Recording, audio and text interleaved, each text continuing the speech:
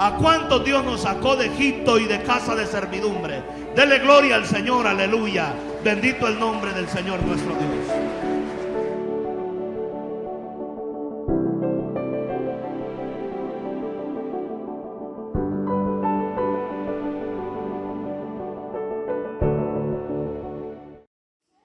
En el libro del Génesis, capítulo 26, versos 34 y 35.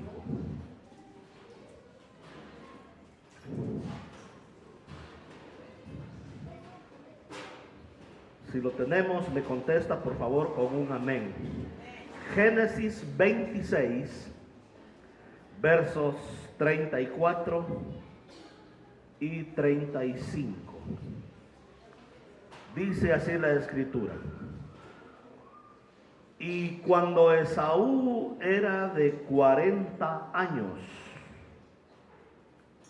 tomó por mujer a Judith, hija de Beeri Eteo, y a Basemat, hija de Elón Eteo, y fueron amargura de espíritu para Isaac y para Rebeca. Lo vamos a volver a leer. Y cuando Esaú era de 40 años, tomó por mujer a Judith, hija de Beeri Eteo, y a Basemat, hija de Elón Eteo, y fueron amargura de espíritu para Isaac y para Rebeca. Señor, yo te ruego, Padre, que esta palabra haya cabida, Señor, en nuestras mentes y en nuestros corazones, que tú alumbres los ojos de nuestro entendimiento. Oramos que esa paz de Dios que sobrepasa todo entendimiento esté aquí con nosotros. Gracias porque tú has vencido a la reina del cielo, Señor. Tú has vencido a los principados y a las potestades y los has exhibido públicamente, triunfando sobre ellos en la cruz. Ruego que tu presencia esté aquí con nosotros, tal como nos fue prometida, en el nombre de Cristo Jesús, Señor nuestro. Amén y amén. La Biblia nos menciona en el Nuevo Testamento, nos habla acerca de Esaú, en el capítulo 12 de la carta a los Hebreos, y la Escritura dice que Esaú era un hombre profano. Profano, una persona profana es alguien que no valora las cosas espirituales. O sea, era una persona totalmente ajena a las cosas espirituales de Dios. Y lo demostró porque él había nacido primero, era el primogénito, y los primogénitos eran consagrados al Señor nuestro Dios. Y se le hizo fácil hacer negocios con la primogenitura. Vendió su primogenitura por un plato de lentejas porque no la valoró, porque no valoró lo que Dios le había dado, lo que Dios le había concedido. Pero cuando yo veo la vida de Esaú, no solo fue en vender la primogenitura que este hombre se apartó de Dios, sino que la Escritura dice que cuando él era de 40 años, si habla de 40 años ya habla de un hombre maduro, sabía lo que él estaba haciendo, y tomó por mujer a Judith, hija de Beeri, un eteo, o sea, descendiente de Het, y a Basemat, hija de Elón, también de esa tribu, llamados los eteos o los descendientes de Het, que eran pueblos cananeos que estaban establecidos, pueblos paganos cananeos establecidos ahí en Israel. Pero vea lo que dice el verso 35, es lo más grave, y dice: y fueron amargura de espíritu para Isaac, ¿y para quién? Y para Rebeca. Dos nueras que le hicieron la vida de difícil. Por eso es que desde aquí las nueras no son bien queridas. No, estoy hablando de demás, ¿verdad? Dos nueras que le amargaron su espíritu a Isaac y a Rebeca, y se la amargaron especialmente en su vejez. Porque imagínate, si ya este hombre tenía 40 años, ¿cuántos años tendrían sus padres? Ya pertenecían a una edad que se llama la tercera edad, arriba de los 60 años, y de ahí en adelante estas mujeres le hicieron la vida de cuadritos a los patriarcas. Yo encuentro en la Biblia una fórmula muy común que se repite. La Biblia dice que Dios es el Dios de Abraham, el Dios de Isaac y el Dios de Jacob. Y habla de que es el Dios de Isaac. Pero a pesar de que Isaac tenía una relación con Dios y era amado por el Señor, no se libró de la amargura que le ocasionaron estas dos mujeres. Y esto me trae a mí una conclusión muy sencilla. El hecho de que nosotros seamos cristianos y amemos a Dios con todo nuestro corazón, con todas nuestras fuerzas, muchas veces no va a evitarnos que algunas situaciones nos puedan causar amargura en nuestra propia vida. ¿Qué es la amargura? La amargura es esa emoción amarga, desagradable, que nos roba el gozo, la felicidad, y si llega a ser algo muy profundo, puede alterar terriblemente nuestro carácter. Puede llevarnos a problemas mentales, psicológicos muy profundos, muy dañinos, si no tenemos cuidado con ella. A pesar de que Isaac está dentro del Dios de Abraham, Dios de Isaac y Dios de Jacob, y es considerado uno de los patriarcas de la fe hebrea y cristiana en la Biblia nos dice que ellos experimentaron amargura de espíritu por las mujeres que tomó este hombre llamado Esaú. Y es que muchas veces dentro del hogar cristiano, nosotros como padres adoptamos la vida cristiana y venimos a los pies de Cristo. Pero qué difícil es para nosotros como padres muchas veces transferir esa misma fe a nuestros hijos. Porque nosotros hacemos todo lo posible por transmitirles esa fe. Yo estoy seguro que Isaac jamás le dio un mal testimonio a Esaú. Siempre hubo un buen testimonio, siempre había un altar al Dios hebreo, siempre había un altar al Dios verdadero. Siempre ellos estaban honrando al Señor nuestro Dios. ¿Qué sucedió entonces? Que Esaú creció y tomó su propio camino. Él quiso ser profano. Él no abrazó los caminos del Señor y vivió una vida destrampada, desagradable al Señor nuestro Dios, al grado de que no se casó con mujeres cristianas, sino con mujeres paganas, que descendían de los hetitas, de este hombre llamado Elón Eteo. Y entonces, de esta manera, al casarse con una mujer cananea que no tenía los mismos valores, que no tenía la misma sabiduría de un hijo de Dios, estas mujeres desviaron el corazón de Esaú y le causaron amargura a sus propios padres. Qué terrible, mis amados hermanos. Por eso es que la Biblia nos dice: no se unan en yugo desigual con los incrédulos. Porque ¿qué comunión tiene la luz con las tinieblas? ¿Qué comunión, dice la Biblia, tiene Dios con los ídolos? ¿Qué comunión tiene Dios con Belcebú, con el diablo mismo? Es bien terrible.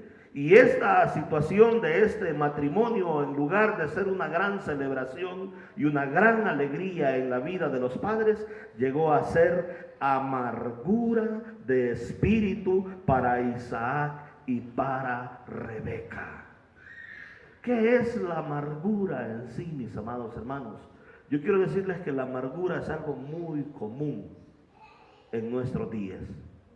Y aún en personas que frecuentan la iglesia, ya no le hayan sabor a nada, todo lo ven gris, no encuentran la salida, han perdido esa chispa, ese gozo, esa felicidad, se sienten en una situación en la cual literalmente no están disfrutando la vida tal como Dios la planeó para nosotros. Porque el Señor nos dice muy claramente: yo he venido a darles vida y vida en abundancia. Pero la amargura no es vida. Y muchos de nosotros, cuando venimos a los caminos del Señor, venimos arrastrando esas raíces de amargura. Yo vine a los caminos de Cristo arrastrando una raíz de amargura muy profunda contra mis padres. Mi abuela la alimentó mucho porque mi mamá me abandonó a los 15 días de nacido. Y entonces cuando yo preguntaba quién era mi mamá, porque nunca la había conocido de niño, jamás regresó a verme, y entonces mi abuela me decía: ¿sabes quién es tu mamá? Tu mamá es las vacas de mi primo Doroteo. Yo decía: ¿a poco soy hijo de una vaca? Antes debería ser un ternerito, ¿no? Un chivito. Y deberían de andarme ahí amarrado y ¿a poco? O arando, ¿verdad? Ya con los bueyes. De verdad soy hijo de una vaca. Y entonces esa simple imagen que me fue transmitida, me fue agarrando un coraje, un enojo, porque yo sabía que mi mamá vivía en el pueblo, me decían: tú eres hijo de fulano, de fulana, la gente hacía comentarios, yo escuchaba todo eso, y entonces yo decía: ¿cómo es posible? Entonces mi mamá es peor que una vaca, porque yo me quedaba viendo las vacas no abandonan a sus chivitos, ahí están mamando la ubre, ahí están los chivitos al lado de la vaca. Mi mamá es peor que una vaca. Yo llegué a esa conclusión lógica. Y todo eso entonces fue amargando mi propia vida. Muchos de nosotros hemos alimentado esa amargura por años porque no pudimos superar esa situación traumática que vivimos en algún momento de nuestra vida. La Escritura no nos dice con grandeza de argumentos de qué manera le causaron amargura a Isaac y a Rebeca. Pero yo me imagino que entonces había una muy mala relación entre ellos. Yo me imagino a estas mujeres hablando mal de sus suegros, maltratándoles, no prestándole a los nietos. Hay nueras que para desquitarse de los suegros manipulan a los nietos y no se los prestan para nada. No, ¿para qué no va a ver esa señora? Es bruja, les puede hacer un embrujo o a saber qué le va a hacer, ¿verdad? Y entonces comienza esa relación hostil a tal grado de que la Biblia dice que Isaac y Rebeca estas mujeres fueron amargura de espíritu para ellos y les arruinaron muchos años de su ancianidad cuando Dios les había diseñado una vida abundante. Esta situación les marcó y les vino a causar un extremo dolor en su corazón, quebranto y amargura, tal como lo dice la palabra del Señor. En el libro del Génesis 49,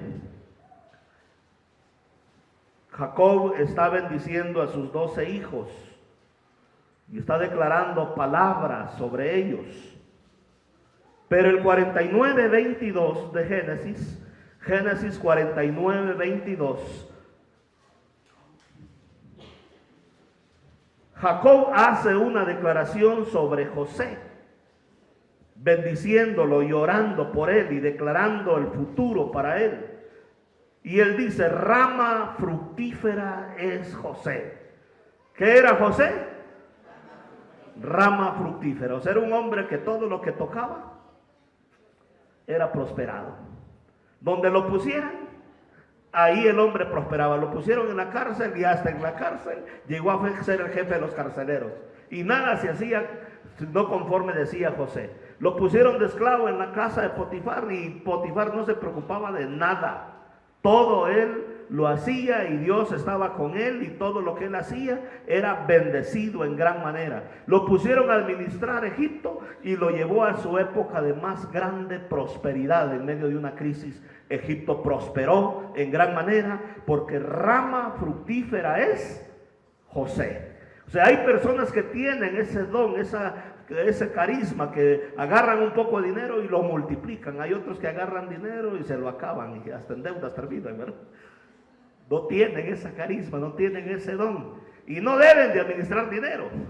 A mí me preguntan, ¿y qué debe de manejar el dinero en el matrimonio? Yo siempre digo, el que mejor administra. Porque hay gente que si usted le pone dinero en las manos es como si le pusiera sal. Todos lo salgan.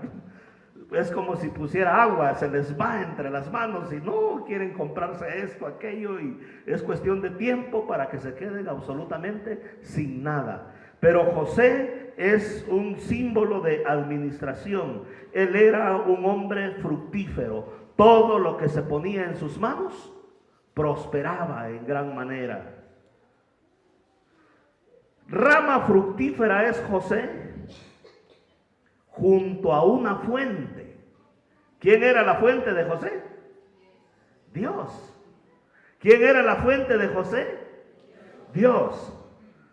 Cuyos vástagos se extienden sobre el muro. ¡Qué maravillosa! O sea, está hablando de, imagínate, una rama fructífera que está junto a una fuente cuyos vástagos o cuyas ramas se extienden sobre el muro. Un hermoso árbol frondoso, muy grande. Sin embargo, a pesar de su éxito en las finanzas, en los negocios, en la administración, en el verso 23 dice, pero le causaron amargura. Ese es el otro lado de la moneda. Por un lado es rama fructífera, es un árbol frondoso que está al lado de una fuente de agua, es alguien que tiene éxito en los negocios y las finanzas de este mundo, pero sin embargo, dice el verso 23, le causaron ¿qué? Amargura. Y la amargura puede ser causada, como fue mi caso. Yo no decidí quedarme solo a los 15 días de nacido, ni podía tomar decisiones. Fue una decisión de mi madre el abandonarme y el no estar conmigo. Yo no quería eso para mi vida y jamás yo lo hubiera. Si hay algo que yo jamás le deseo a nadie, es crecer sin sus dos padres, porque es una experiencia muy traumática, muy horrible. Pero la amargura se la causaron. Y mira lo que dice, le asaetearon. ¿Qué es una saeta? Una saeta es una flecha. Y cuando una flecha entra, ¿qué causa? Una herida. Entonces, ¿de dónde viene la amargura? La amargura, ese carácter amargo que la gente no puede ser feliz, no puede sonreír, que hay algo que se le atora ahí adentro, que siente de que la vida no le está pagando bien, de que siente un mal sabor en su vida. ¿De dónde viene esa amargura? Viene de heridas que nosotros recibimos en nuestra vida. Aquí está diciendo el padre de José, le asaetearon, le causaron una herida. Y muchos de nosotros venimos a los caminos del Señor con heridas que hemos recibido. El abandono solo fue una de muchas heridas que yo había recibido. Pero ¿qué me dice usted además del abandono? Del maltrato, del menosprecio, del abuso que muchas personas han experimentado, abuso físico, sexual. Todas esas son heridas en la vida, de la traición de una persona, de la infidelidad de un cónyuge. ¿Qué sucede entonces donde hay heridas? Esas heridas, si no son tratadas, si no sanan, tarde o temprano nos pueden provocar amargura. Y uno dice, es que ya no le hallo sabor a la vida. Todo lo siento amargo, todo lo siento triste. No encuentro la salida, no sé por qué no puedo ser feliz. Porque hay heridas que todavía no han sido completamente saneadas en la vida de esa persona. lo asaetearon y le aborrecieron los arqueros. No solo le causaron heridas, sino que hubo aborrecimiento, hubo rechazo en la vida de este hombre llamado José. Aunque él era muy próspero, vivía en un palacio, era el segundo hombre más importante en el imperio egipcio, aunque José administró los graneros de Egipto, y aunque todo lo que tocaba en sus manos era muy próspero, en su vida más íntima, más profunda, habían heridas que habían sido causadas ¿por quién? Por sus propios hermanos. Porque las personas que más nos dañan y más nos hieren en la vida son aquellas que son significativas en nosotros. Yo siempre lo he dicho, si yo voy en el carro y va un conductor y me lamenta, porque luego te lamentan, no hay el 5 de febrero cada rato, ¿va? Yo todos los días paso con un gran tráfico ahí, todos los días. Y de vez en cuando me lamentan, de verdad, pero feo, ¿eh? Y te hacen señas, ay Dios mío, dice uno, Señor, ¿dónde estoy metido? Pero bueno. Y entonces, sin embargo, a los 5 o 10 minutos ya se me ha olvidado. Porque es un extraño. Es una persona que ni la conozco, es un vulgar, sin educación, que dice esas mentadas y esas cosas. Ah, pero si me hace lo mismo un hermano, o un padre, un hijo, un cónyuge, una suegra, una nuera, si te hace lo mismo, eso no te va a durar 10 minutos, o si dura 10 minutos. Si dura 10 minutos que alguien te menosprecie o te cause heridas. Ustedes díganme. ¿Por qué? Porque son relaciones significativas. Las personas que más amamos, que más apreciamos, que más valoramos en la vida, son las que más fácilmente nos pueden lastimar. Esa es una realidad, es una verdad. Y el problema es que muchas veces nos quedamos con ese dolor, con esa herida, con ese rechazo y no buscamos ayuda, no encauzamos ese dolor. Y al igual que Isaac y Rebeca, los ancianitos ahí están aguantando a esas dos que las hubieran mandado, pero por allá, ¿verdad? ¿Saben qué? No me quieren, si no me quieres, pues peléate con mis cosas también y pues vete por tu camino y déjame ser tú feliz, déjame a mí ser feliz también. Yo ya me ha tocado un par de veces personas que vienen y te quieren amargar la vida y hacerte la vida de cuadritos. Y ya me ha tocado como pastor decirle, mira, Dios nos llamó a paz, a ser felices. No estás a gusto con la iglesia como estamos. Ahí está la puerta, de verdad. Vete en paz, disfruta tu vida, sé feliz. Y permíteme a mí también ser feliz, al menos que estés dispuesto a un cambio de actitud, pero no podemos seguir así. De verdad, hermanos. ¿Por qué? Porque a paz nos llamó Dios. ¿Amén? ¿Seguros, hermanos? ¿Amén? Porque si no te amargas la vida, y hay gente que es especialista en eso, en hacerte la vida, pero de cuadritos, la vida difícil. A paz nos llamó Dios. Hay gente que vive ahí con los hijos y no han entendido de que la Biblia dice que dejará el hombre a su padre y a su madre y se unirá a su mujer y se hermanas. Pero ahí viven amargándose la vida con los hijos. No los quieren dejar de ir de casa. Ay, es que aquí están debajo de mis alas y no los dejan volar.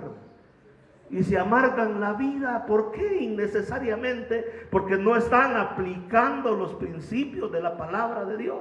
Si es un nini que ya cumplió 40 y todavía quiere estar ahí en la casa, no, hombre.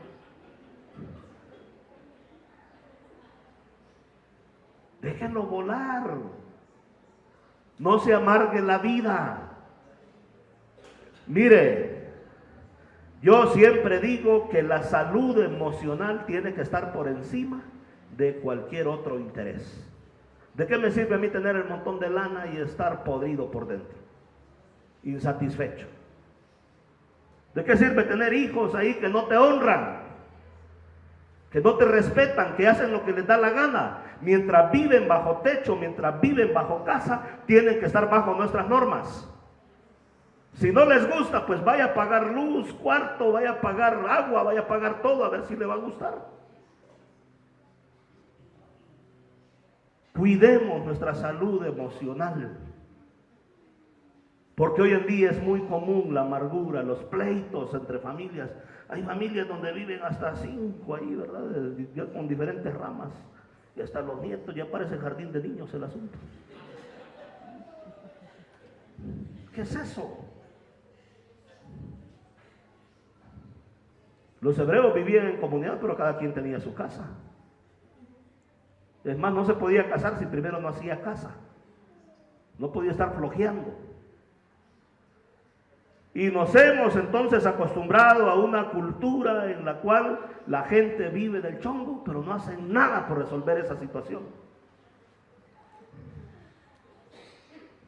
Le causaron amargura, le asaetearon, o sea, las heridas, le aborrecieron los arqueros, mas su arco se mantuvo poderoso.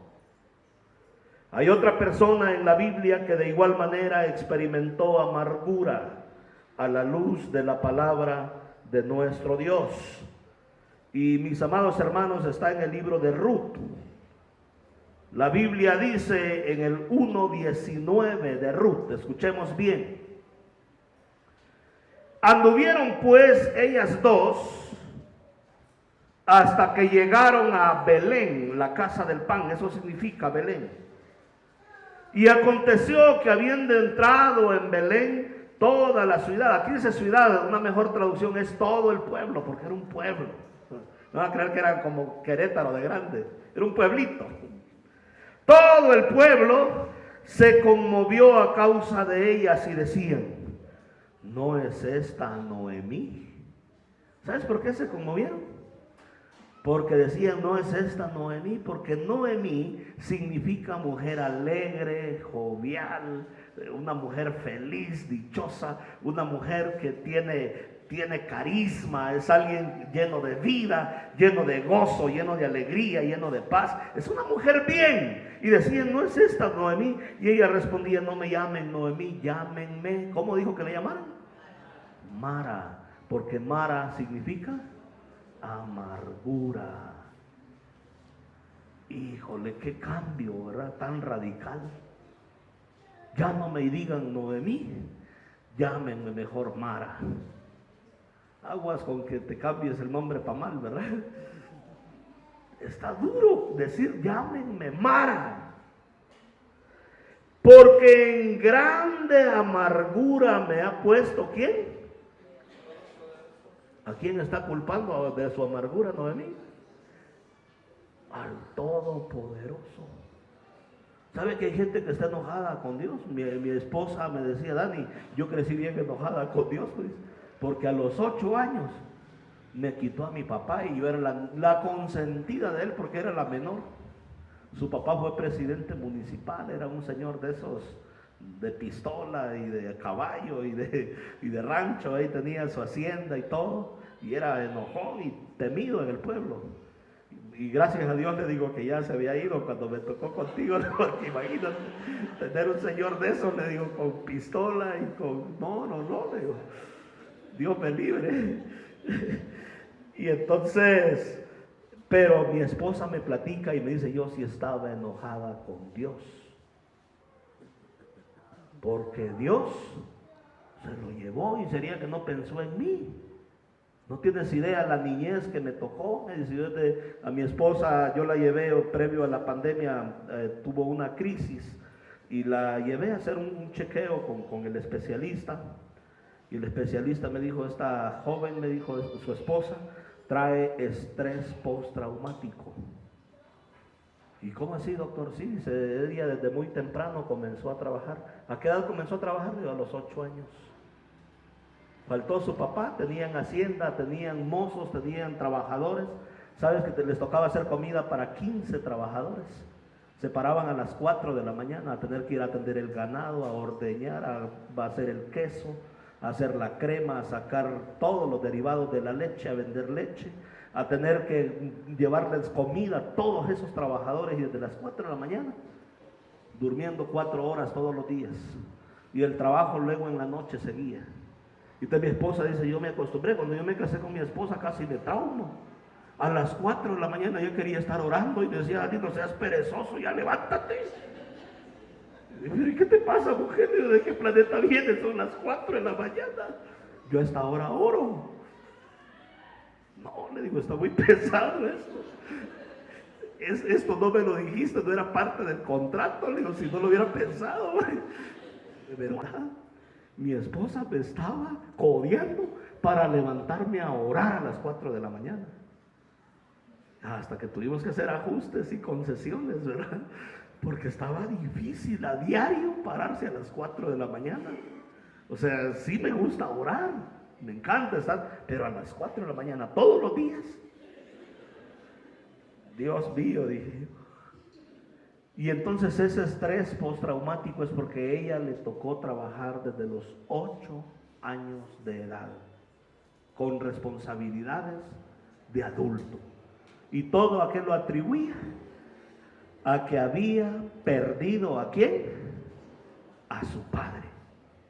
Y hay personas que traen ese dolor en su corazón y eso les impide acercarse a Dios.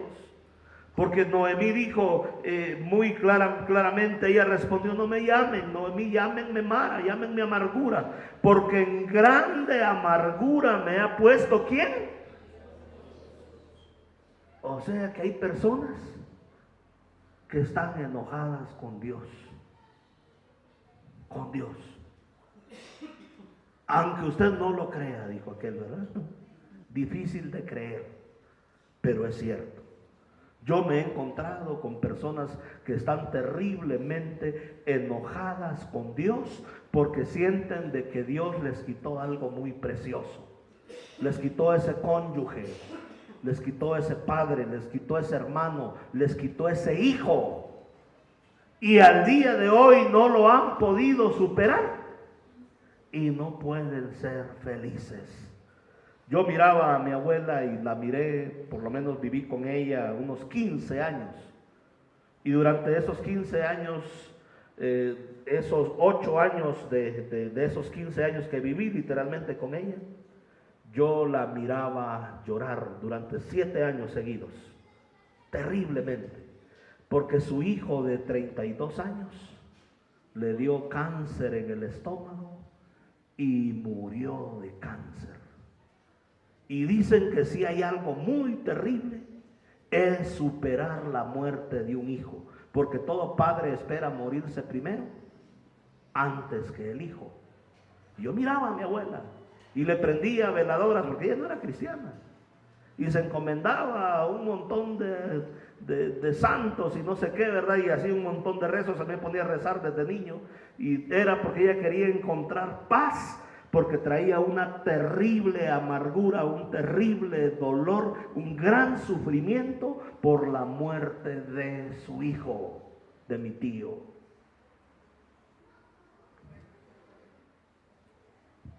¿Estás tú enojado o enojada con Dios?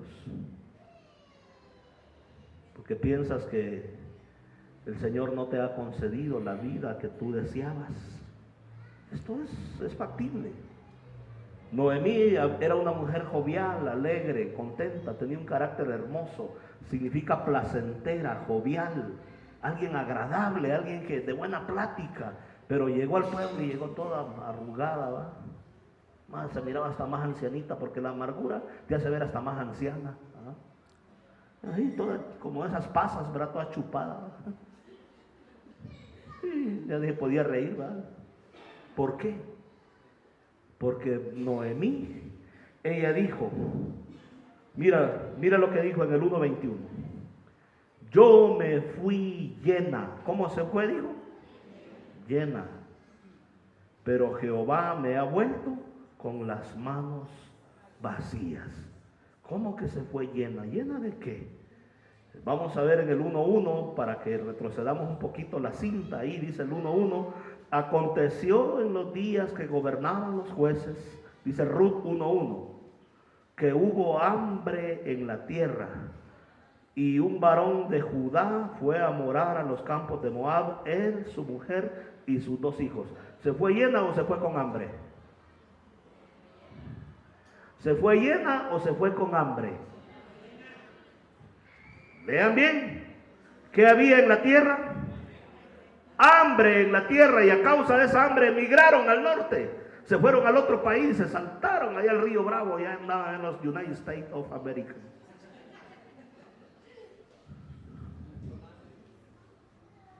Andaban en Gringolandia, ¿verdad? Y entonces, estando allá, ella se fue porque había hambre en la tierra, en Belén. Belén significa casa del pan, pero aún en la casa del pan llega a haber hambre. Eso significa que todos atravesamos por circunstancias, reveses, que muchas veces no salen las cosas. Uno dice, pero si yo ya tenía bien amarrado este negocio y se me fue, y lo perdí. Porque la vida es así, mis hermanos. Por eso la Biblia dice, no pongan su confianza en las riquezas, porque cobrarán alas como las aves. Pongan su confianza ¿en quién? En Dios. ¿En quién tenemos que poner nuestra confianza? Dele gloria al Señor en esta preciosa hora. Alábele, bendígale, exáltele. No ponga su confianza en el dinero, porque uno no sabe las vueltas de la vida. Es en el Señor que hay que poner la confianza. Había hambre en la tierra, había habido una gran sequía y los campos no dieron, los animales se murieron, había sed y vino una gran hambre en Belén, la casa del pan, y ellos emigraron a la tierra del norte. Pero entonces, ¿por qué dice esta mujer, yo salí con mis manos llenas? ¿Llenas de qué? Con sus manos llenas de abrazos, porque tenía a su esposo y a sus hijos, sus 2 hijos. Mire qué importante que hasta que no tenemos algo, ahí lo valoramos. Lo más importante no era el dinero, eran sus hijos y su esposo para esta mujer, pero lo valoró después. Pero la Biblia nos dice que en el verso 3, y murió Elimelech, marido de Noemí, y se quedó ella con sus 2 hijos. Bueno, se murió el viejo, pero aquí están mis 2 hijos, en esto me voy a apoyar. Los cuales tomaron mujeres moabitas, habitaron allí unos 10 años, pero en el verso 5 está el tiro de gracia y dice, y murieron también los 2, Malón y Kelión, quedando así la mujer desamparada de sus 2 hijos y de su marido. No, esta es una prueba de lo más horrible. Yo conocí gente en la pandemia que perdió, hay un hermano aquí en la iglesia, él perdió a sus 2 padres y a su hermana en una semana. Yo dije, Dios mío, es un milagro que Juan Carlos siga en medio de nosotros. Él viene al grupo de varones, me imagino en la otra reunión. Es un milagro realmente que está entre nosotros. Qué prueba más horrible. Antes de yo venir, el año que yo me vine a México como misionero, ese año yo ya empezaba a tratar a mis 2 padres, y en el mes de enero murió mi madre y en marzo murió mi padre, y me avisaron 3 días después que ya lo habían enterrado. En 2 meses yo perdí a mis 2 padres, y sientes una cosa de lo más horrible en la vida, porque sientes que has perdido algo muy significativo. Por eso, si los tienes vivos, valóralos.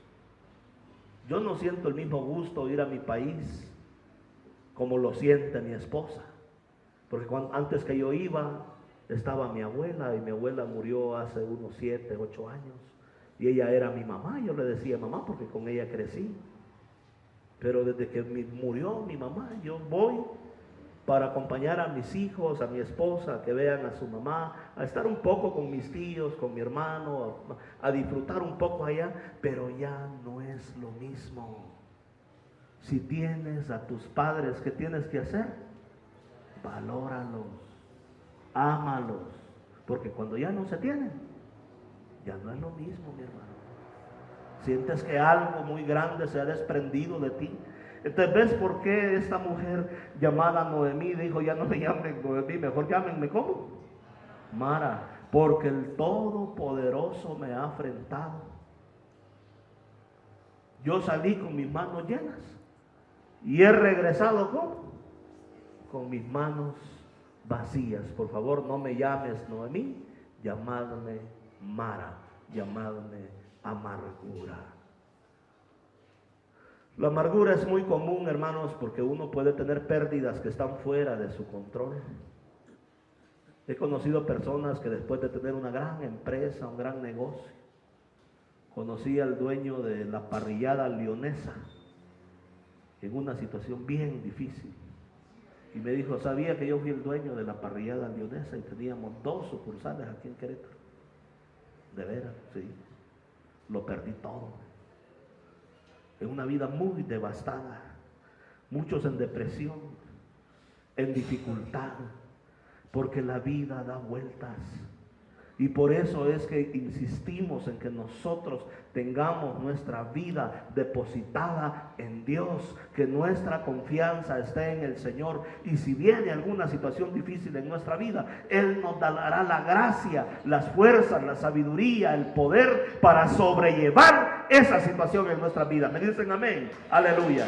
Bendito sea el nombre de nuestro Dios, aleluya.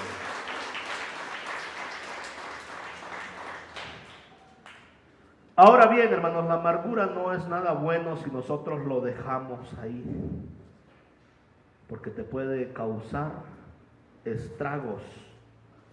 Por eso en la carta a los Hebreos capítulo 12, verso 15, dice la palabra del Señor, escuche bien, Hebreos 12, 15. Mirad bien, dices, o sea, presta mucha atención. No sea que alguno deje de alcanzar la gracia de Dios, que brotando alguna raíz de amargura os estorbe y por ella muchos sean contaminados. Que brotando alguna raíz de amargura os estorbe y por ella muchos sean contaminados. Entonces escucha bien, hay 3 cosas que produce la amargura como fruto en la vida de una persona. La primera de ellas es la más peligrosa. Nos puede privar de alcanzar la gracia de Dios. Ya no ves la belleza del Evangelio, lo hermoso que es el tener a Dios en tu vida. Eso te puede literalmente alejar de Dios si no superas esa situación de amargura que traes en tu corazón. ¿Por qué? Porque te amargaste. Y ya Dios ya no va a estar dentro de tus intereses. Porque dijiste, no, es que esperaba de cualquier otro que me hiciera esto, pero esa persona va a la iglesia. ¿Sabe que yo he conocido gente que se ha alejado de la iglesia, se ha alejado del Señor? Porque dicen, es que esa persona que me hizo daño está en la iglesia. Y no lo puedo concebir. Y se amargan y dejan de alcanzar la gracia del Señor, porque no estuvieron dispuestos a superar esa raíz de amargura en sus vidas. Te puede alejar de Dios, literalmente. ¿Te habías puesto a pensar en eso? Número 2, que brotando alguna raíz de amargura os estorbe. ¿Para qué nos va a estorbar? Para nuestra felicidad, para nuestro crecimiento personal, para nuestro crecimiento familiar. Nos va a estorbar para llegar a ser las personas que Dios quiere que seamos. Será un estorbo ahí en el camino que no te van a permitir avanzar hacia los propósitos de Dios. Y si hay algo que yo quiero es no detenerme en los propósitos de Dios. Entonces continuamente tengo que estar examinando mi corazón para ver si hay algo que me esté ocasionando amargura, en decirle a Dios y decirle, Señor, me siento amargado, no le hallo sabor a la vida, ayúdame por favor. El tercero es tan verdadero como el primero y el segundo. Nos puede privar de alcanzar la gracia de Dios, de estar con Dios, mi hermano. Pues nos puede alejar de Él. Nos puede estorbar a nuestro crecimiento, desarrollo, a llegar a donde Dios quiere que nosotros lleguemos. Pero al final dice, y por medio de ella, muchos sean contaminados. ¿Sabías tú que la amargura se extiende en la vida de las personas? Por eso es que muchas veces hay divisiones en las iglesias. Porque un hermano se amargó y empezó a ver que no, es que ese pastor está muy gordito, a lo mejor le damos muchos diezmos, y por eso come de demás, y ya se le metió esa idea y empezó a contaminar. Y ya empezó a sacar a la gente de los caminos del Señor. Estoy poniendo un ejemplo extremo, ¿verdad? No, es que en esa iglesia saber qué hacen el dinero y que no sé qué, que allá, y empiezan a renegar, a murmurar y comienzan a convencer y a contaminar a otros y los terminan, ¿qué haciendo? Sacando del redil del Señor. Y la gente muchas veces no se da cuenta que de esa persona lo que trae es amargura. La persona amarga contamina a otros. A los amargados no les gusta andar solos. Son felices amargando a otros. Por eso es que al amargado hay que tenerlo un poquito de lejos. Porque eso se contagia, así como en el tiempo del COVID, ¿verdad? Que poníamos unos 2 metros de distancia. Yo le digo, mantente a raya, amargura, no te me acerques mucho porque te me puedes pegar. Dañan a su propia familia. Su filosofía es, no soy feliz, los demás tampoco tienen que ser felices. Y es una filosofía inconsciente en la persona. Ya están programados de esa manera. Si yo no soy feliz, nadie más es feliz. Y es esa persona en la familia, el famoso aguafiestas, que los hace sufrir a todos.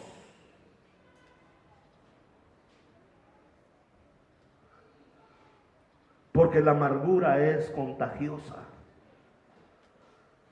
¿Qué hacemos con la amargura? El libro de los Efesios 4:31, la Biblia dice, escuche bien. Quítese de vosotros algo de amargura. ¿Cuánto hay que quitar? Toda amargura, todo enojo, ira, gritería, maledicencia, toda malicia. Quítese de vosotros, arránquela, porque es una mala hierba que usted está alimentando y está dejando crecer ahí en su propia vida, que puede destruir su matrimonio, su vida, su familia. Mire, hay que arrancar eso de nuestra vida. Hay personas que les es difícil perdonar, es que él me la hizo y me la hizo y me la hizo, se metió con alguien más, pero le aseguro que ante los ojos de Dios, si la otra persona se arrepiente, quien va a estar más mal es quien tiene falta de perdón en su corazón. Porque a los ojos de Dios es tan dañino el adulterio como es tan dañino la falta de perdón. Y entonces me dijo mi hermano, y entonces pastor, ¿cómo le hago para perdonar? Es muy fácil, mijo. Le digo, mira, te lo voy a mostrar así, de esta manera. Si tú te ganas la lotería, le digo, y te ganas 10 millones de pesos, y alguien te dice, oye, préstame 500 pesos, porque los necesito. ¿Se los das o no se los das? Y agarraste 10 millones de pesos por la lotería. No, pues 500 dices quitarle un pelo. Se los das porque tú ya recibiste ¿cuánto? 10 millones. Y la Biblia nos dice muy claramente de que el perdón es una transacción, que tenemos que perdonar a los demás de la misma manera en que Dios nos perdonó a nosotros. Ponte a pensar cuánto te ha perdonado Dios. Quizás no has estado en la cama con otro, pero te has enojado, has hablado mal, has tenido malos pensamientos, has sido injusto con alguien. Has hecho lo malo ante los ojos de Dios. Todos los días pecamos, todos los días Dios nos perdona y nos seguirá perdonando, porque somos sus hijos. ¿Cuántos dicen amén? Entonces, Dios te ha perdonado más de lo que a ti te toca perdonar. De solo cuando tú estás consciente de cuánto Dios te ha perdonado a ti, vas a poder perdonar a los demás y vas a tirar la piedra. Porque Jesús dijo, si alguno está libre de pecado, lance, arroje la primera piedra. Todos, desde el más viejo hasta el más joven, iban siendo señalados por su conciencia y se fueron alejando, porque la conciencia les decía, hiciste esto, hiciste aquello, hiciste lo otro. Desde la medida en que tú has recibido perdón, puedes darlo. Por eso la Biblia dice, quítese de vosotros toda amargura, todo enojo, toda ira, toda gritería, maledicencia y toda malicia. ¿Qué hay que hacerlo? Hay que quitarlo y arrancarlo, decirle, Dios, esto no puede estar conviviendo en mi vida, porque tú me has llamado a vivir una vida bien, una vida abundante, a que mis hijos, mi cónyuge, las personas que me rodean, mis hermanos, seamos felices, amén. Pero no se puede vivir con amargura, aleluya, bendito el nombre del Señor.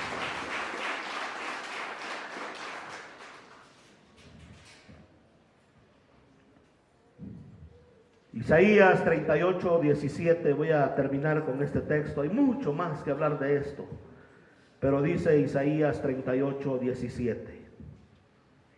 He aquí, dice Isaías, amargura grande me sobrevino. ¿Cuándo le sobrevino? En la paz. Cuando él tenía paz, le vino. O sea, fue repentina, o sea, ni siquiera fue algo que, no, de repente le llegó a su vida. Pero escuche bien lo que dice. Mas a ti agradó librar mi alma del hoyo de corrupción, porque echaste tras tus espaldas todos mis pecados. Si hay algo que te va a ayudar a superar la amargura, es, mi amado hermano, que sepas que hay alguien que puede librar nuestra alma del hoyo de la corrupción. Hay alguien que puede ayudarnos a superar la amargura, y ese alguien se llama nuestro Dios. Isaías dijo, a mí me vino amargura de repente, me vino en tiempo de paz, pero a ti te agradó librar mi alma del hoyo de corrupción. Dios puede ayudarnos. Si tan solo yo le digo, Señor, la verdad sí estoy amargado, estoy dolido, estoy triste. Dios ama la verdad en lo íntimo, en lo secreto nos ha hecho entender sabiduría.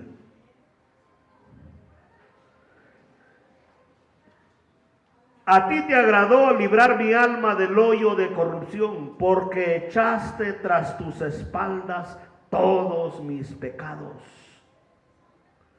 La amargura muchas veces viene por falta de perdón en las personas. Pero en lugar de enfocarte en la ofensa que te han hecho las demás personas, piensa en las ofensas que a ti te han sido perdonadas. El Señor echó tras sus espaldas todos mis pecados, está diciendo Isaías, todo lo malo que yo hice, Dios lo echó sobre sus espaldas, y de esta manera entonces no hay motivo para estar amargado, porque has recibido grandes beneficios del Señor nuestro Dios. Él te ha perdonado todos tus pecados, todas tus iniquidades han sido perdonadas. ¿Cuántos dicen amén? ¿Cuántos dan gloria a Dios? Denle gloria al Señor nuestro Dios.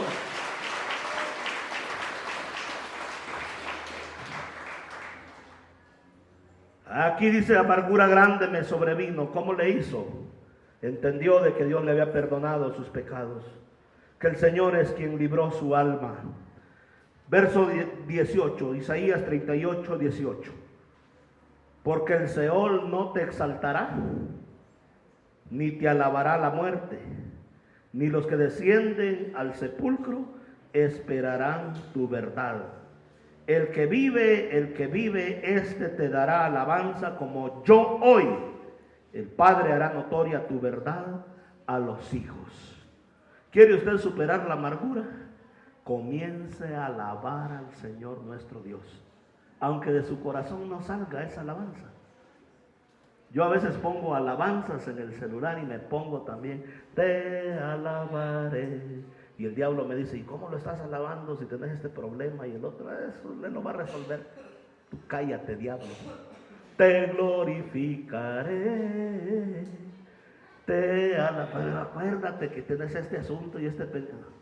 Ya te dije, Satanás, yo voy a seguir alabando al Señor, porque cuando tú das alabanza, tú estás declarando cánticos de liberación. El mal se va de tu vida. Dios habita en la alabanza de su pueblo. El Señor visita a los que le alaban. ¿Cuántos dan gloria a Dios? Amén, aleluya. Bendito el nombre de nuestro Dios.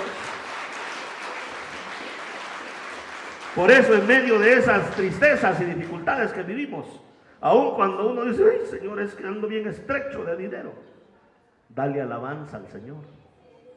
Dile gracias por los frijolitos, estuvieron buenos, Señor. Que no se repita, Padre, quiero ya carnita, ¿eh? Yo así le digo, ¿eh? Tú sabes, me gusta la cecina, Señor, así, un guarachote con cecina, ¿eh? Picadita, ¿eh? Cebollita y encebollada, ¿eh? Ya va a haber talento, ya lo estoy preparando para el talento, ¿eh? Sí, mis hermanos, denle alabanzas al Señor nuestro Dios. Alábenle, bendígale. Y de su corazón a veces va, por ratos lo va a alabar y a veces van a salir lágrimas porque se va a acordar del dolor, pero dígale, Señor, te daré alabanzas nomás cuando todo sale bien. ¿Qué dijo Job cuando lo visitó la amargura, el dolor y el quebranto? Daremos a Dios gracias por el bien y por el mal no. ¿Y qué más dijo Job? Sea el nombre del Señor. ¿Sabes qué hizo Job? Le dio alabanza al Señor. Lo glorificó. Y después le vino algo peor, porque el diablo dijo, no, es que no fue suficiente. Nomás le quitaste los bienes, tocarle el cuerpo, a ver si no va a blasfemar en tu presencia. Pero Job se mantuvo íntegro, le dio alabanzas al Señor nuestro Dios. Dios lo bendijo, Dios lo sacó de esa situación y lo puso en un mejor lugar, porque la Biblia dice, dile al justo que le va a ir bien. ¿Cómo nos va a ir? Bien. Denle gloria al Señor, amén, aleluya. Bendito el nombre de nuestro Dios. Póngase en pie, mi hermano. El Señor es quien rescata nuestra vida. Él es quien ha echado tras sus espaldas todos nuestros pecados, todas nuestras maldades. Nos ha dado múltiples beneficios. Y en lugar de estar tristes, dolidos, en lugar de estar renegando, de estar en esa situación en la cual decimos, es que ya no aguanto esta situación, dele alabanza al Señor. Es un secreto, mi hermano. Y uno dice, ¿y cómo darle alabanza así?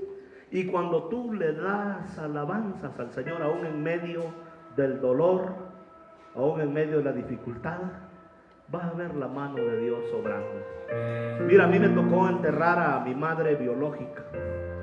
¿Sabes que en mi familia no había ni un solo cristiano? Nadie. Y el día del sepelio, ¿sabes a quién me tocó predicar en el funeral de su madre? A este servidor. Y le hablé a la gente de Cristo. Y alabé al Señor, canté alabanzas en el funeral.